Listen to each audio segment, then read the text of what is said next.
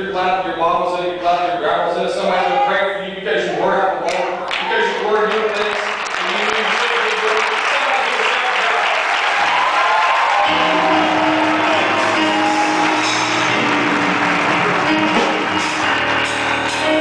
My word is Jehovah, or Yahweh Shammah.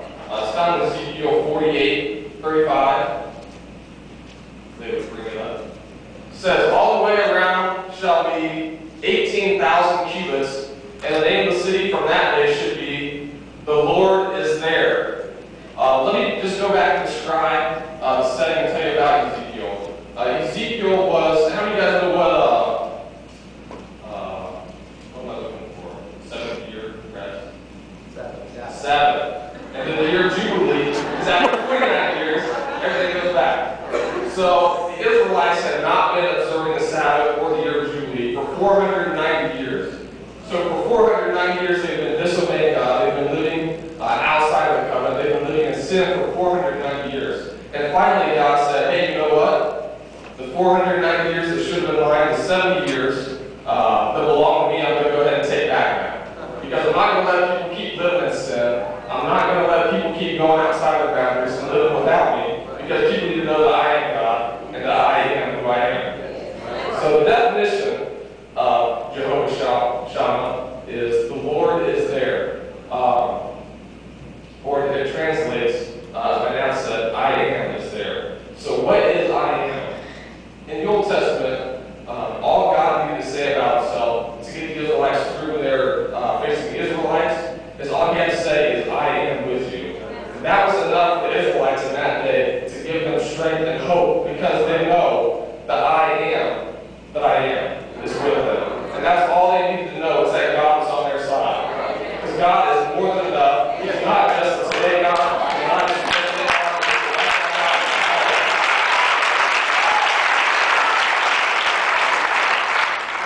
So in Ezekiel, the first 24 chapters talk about Ezekiel's call to ministry, Ezekiel's visions of judgment and sin, and also the punishment of Israel.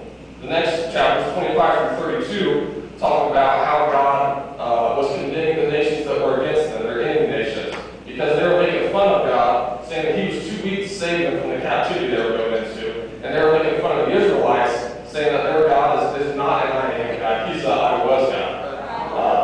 The next chapters, 33 through 48, talks about the restoration of the people of Israel and the restoration of worship. So how many of you know that when you've been living in sin, you can't get restored without worship? Worship is the start of your relationship with God. Worship is how you get into the next level of your relationship with God. So how does that relate to us? Ezekiel's name actually means God strengthens.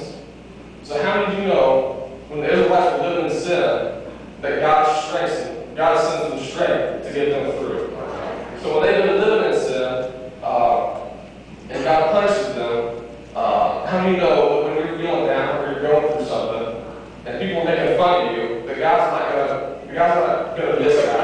God says, you know what? I'll punish the people that make fun of you. Because they're talking not about you, they're talking about me. And so I'm going to get my back, and I'm going to get your back. So we need to know tonight that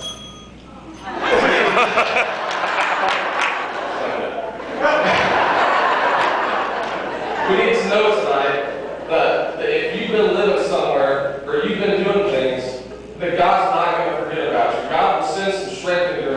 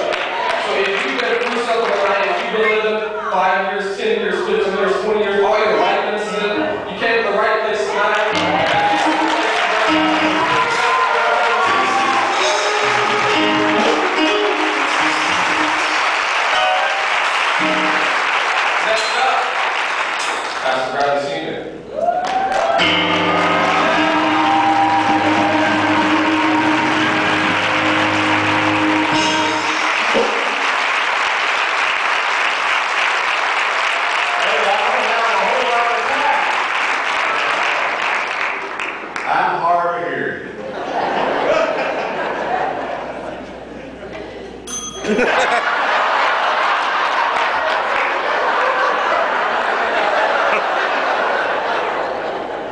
well, that's the way it goes. I'm reading in Judges tonight from the 24th verse, and it says, Gideon built an altar